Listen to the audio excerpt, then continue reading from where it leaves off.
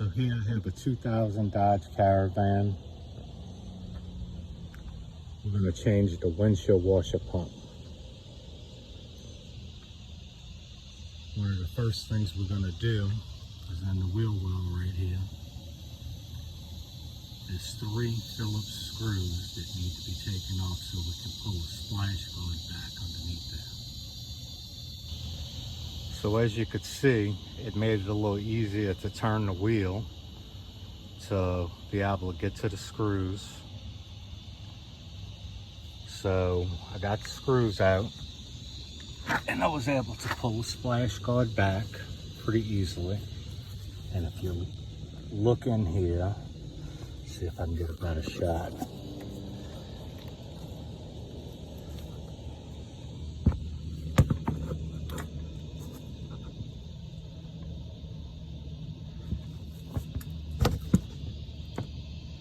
So you could see that there's one pump there, bottom left, that's the one that goes to the front windshield washer.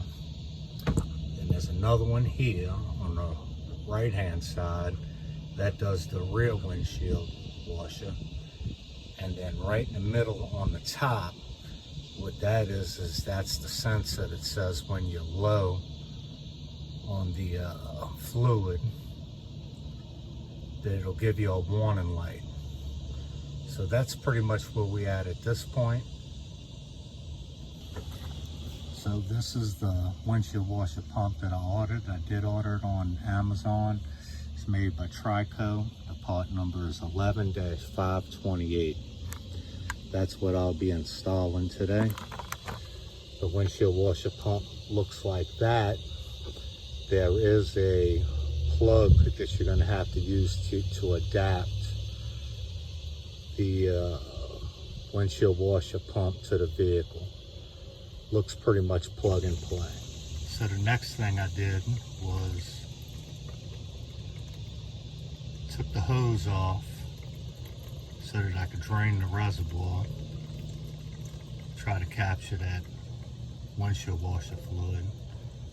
So we'll let that sit for a little bit and we'll be back in a minute. So one of the next things I'm going to do is I'm going to try to disconnect this electrical.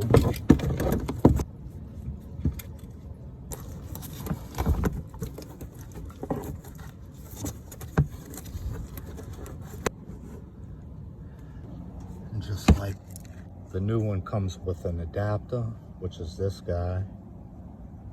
It comes with the pump. And it comes with a new gasket. I'm probably going to reuse the old gasket. I've seen people use the gasket that comes with it and had problems leaking. I didn't have any problems leaking. So I went ahead and plugged the adapter into the harness on the vehicle. Fit perfect. So I'm going to go ahead and try to install the new pump.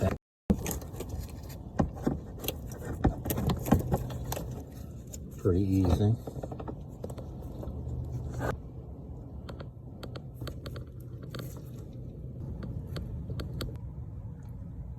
So I had the new pump installed. The other one just pulled out. It was pretty easy. Had to kind of, give it a little force. Everything seemed to fit just fine. I did leave the old gasket. Push the new one in. I'm pretty much ready to go. All I gotta do is start putting a few things back together. The draining took a little while. These guys probably hold about 2 gallons of windshield washer fluid. I had probably a gallon in, so it took a little while. You could just remove the pump, but you would have stuff going everywhere, so I didn't want to do that, so I just kind of drained it into a little container, and I'm gonna put it back in the reservoir, and we'll see what happens. All right, so we're gonna put some in.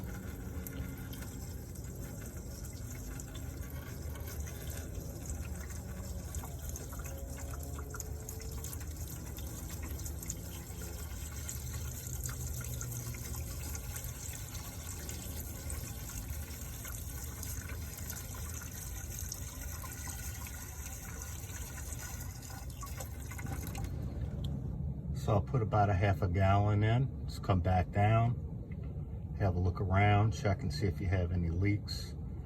I did use the old gasket. I don't see any leaks. Like I said, I did see some people use the new gasket and it didn't fit the reservoir exact, and it had a leak and they wound up having to put the old gasket back in. I wouldn't have any problems with leaks, so I just went ahead and kept the old gasket in from the get-go. All right, so let's give it a try, see what happens. Wow. Wow. All right, good deal. So everything went pretty much as planned. The total job probably should take, I don't know, probably about 15, 20 minutes, depending on how much fluid you have in your reservoir. It was pretty easy. The part was pretty cheap on Amazon. It was 15 bucks. I may wind up having to do the one on the rear. I don't think it's working as well, but the rear's not as important to me as the front is.